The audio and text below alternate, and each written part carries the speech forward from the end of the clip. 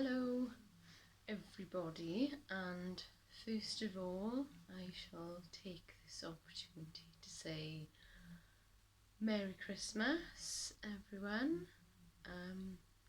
Quickly approaching Christmas Eve this Friday, of course, so I hope everybody is feeling joyful and ready for Christmas. Yeah, so my first episode was 2 weeks ago. Hoping to one every week. Wasn't able to last week with one thing or another. But I wanted to concentrate on my love of portraiture, particularly self-portraits, for this episode. I've finally, now I could have done this a lot quicker, but it just goes to show, like, it's all about building confidence, as I was saying before. And I sort of did things really gradually because, you know, I wanted to build that confidence and do things, you know, right first time, or, you know, not make too many mistakes to put me off, kind of thing. So I finally finished my version then of Vladimir Tretchcov's Green Lady. So added a little bit more to the face, you know, touched up bits and pieces, but mainly I just needed to concentrate on doing the shading here, and I decided not to bother with all the detail because it's quite little in the picture. I could have done it, but hey, when you're doing a version of someone's work, that's the beauty of it, really. It's up to what to do with it, really. So I'm really happy with that. I'm going to pop it on the wall next to the one I did, like I said, a decade ago. So I think the next protocol is to do a self-portrait. Now, as I said before, I love metallics, so I really want to work metallics in again. And I think I'll probably go along the same lines as Vladimir Tretchcov and give it a flavour of that, with maybe some different colours in the face, blue possibly as opposed to the green. I'm not sure, I'm just going to see where it takes me. I've always wanted to do actually a portrait based on the style of Frida Kahlo, another one of my favourite artists, very inspirational. Frida Kahlo, I don't know whether you've heard of her. She's become far more sort of mainstream and famous of recent times, I believe. I feel like that's happened. I first heard about her when I was in art college. I had to do a little presentation, and a friend did her presentation on Frida Kahlo, and she was obviously a huge fan. This was back when we were sort of 19, and she concentrated on this picture here. She had a very tough life, having an accident and polio, and then a really bad accident, the bus accident when she was young, couldn't have children. It's caused her an incredible amount of pain, but because she was laid up in bed, you know, with a body cast on, she just started drawing, painting on a cast, and the rest is history, as it were. But I love the way that she you know, wears her hair with these sort of plaits, and perhaps she'll do, you know, a self-portrait. There we go.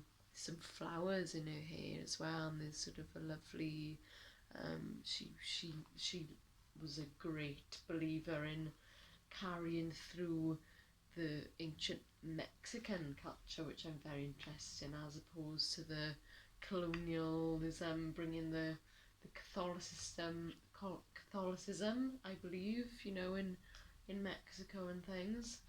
So she would wear a lot of the traditional dress and things, as you can see depicted there. So that's definitely another self-portrait I would like to try. Maybe using a little prop here, maybe put my hair in plaits.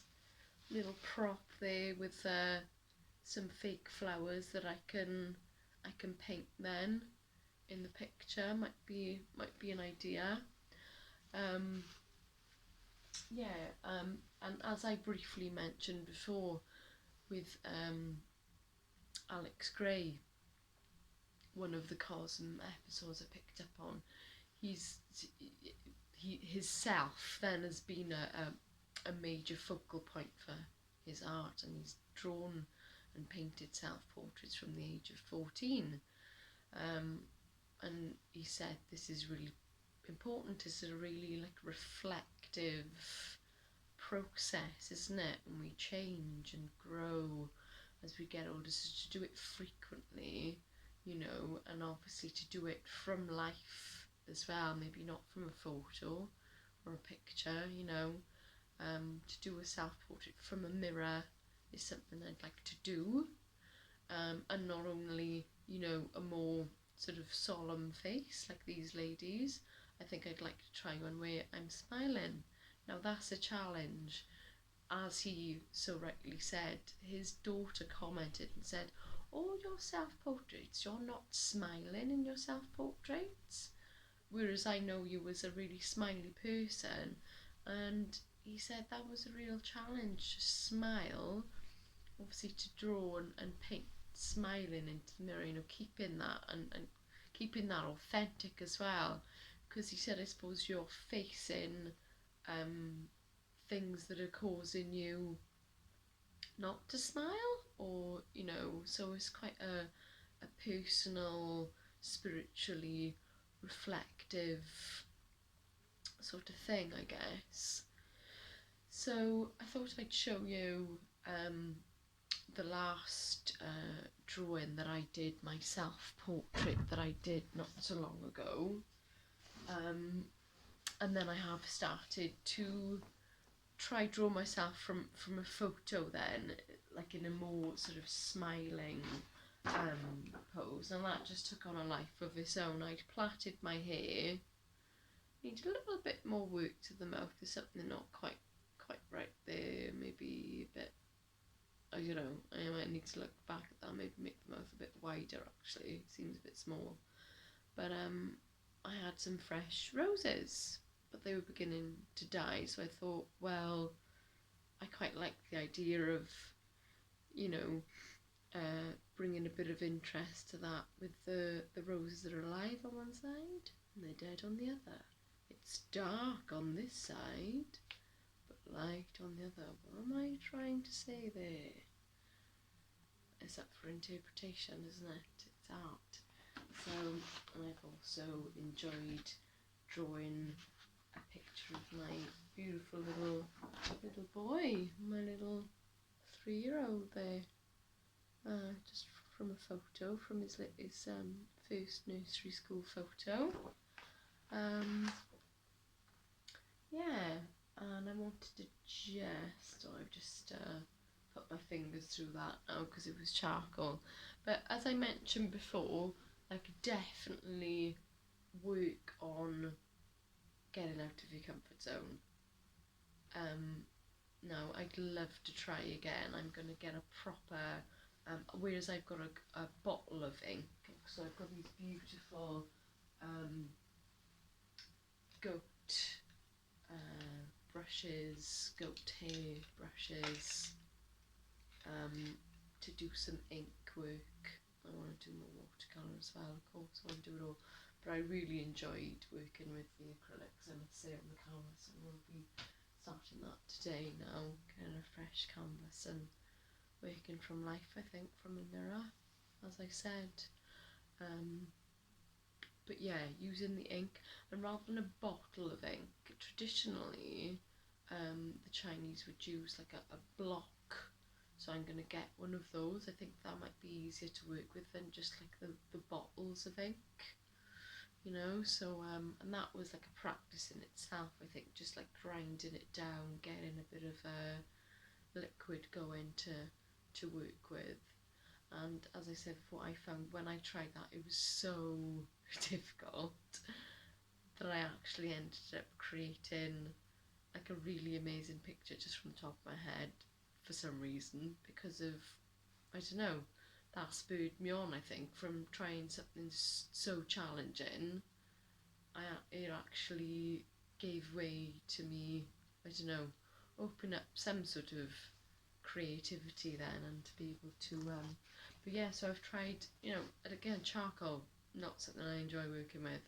I thought, oh, I'll do a bit of still life. Again, still life not my thing, but I want to just, like, you know, obviously grow my my skill set and everything, so you've got to try it all mediums, all subjects. So this is a little one I did in charcoal that I was quite pleased with. I should have fixed that. You need a fixative really to spray over, you know.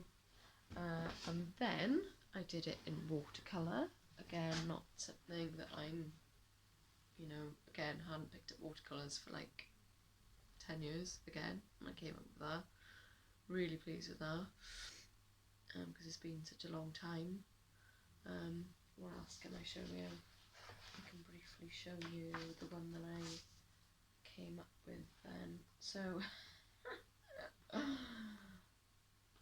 ink work, yeah, that was a challenge, a real challenge, my god. I'm not sure where that picture is. Oh, actually,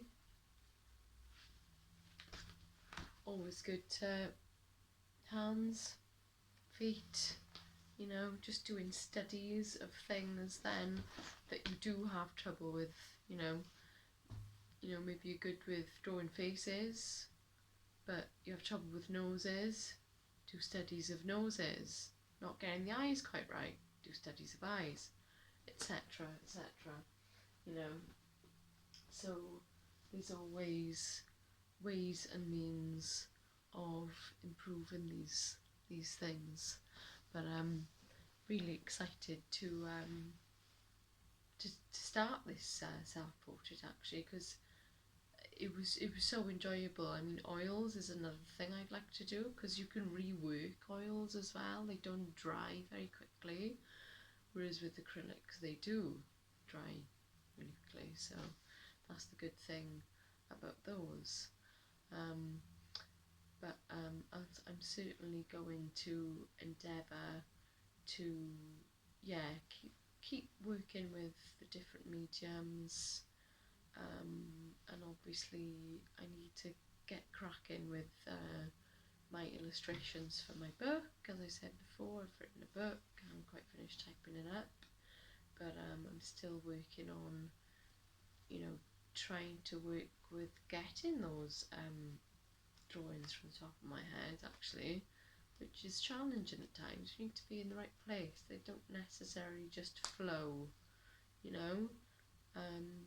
So that's another reason to kind of do something that's challenging, and maybe it'll spur it on like it did before for me.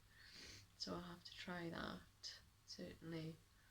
But yeah, you've got to just keep going, keep trying different things, you know, looking at different artists' work, being inspired, you know, trying something like what I did with Tretchcov. Obviously this is the second one along, and yeah, I think maybe something inspired by Frida Kahlo next, if not a splicing of sort of two ways and means of doing things, isn't it? Because that way you come up with your own style by trying on other people's, really.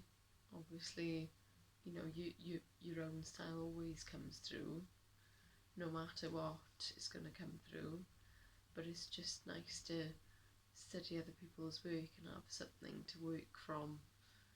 But then obviously that's inspired me then to not just draw myself, but to, you know, now finally paint from life, from just looking in the mirror, something I've never done before.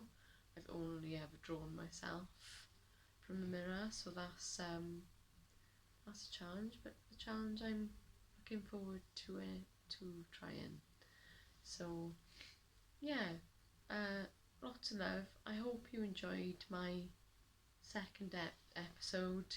It's all very off the cuff, no editing, you know. Obviously I hope to be able to have the equipment to be able to edit, to be able to add some music, make things a bit more exciting.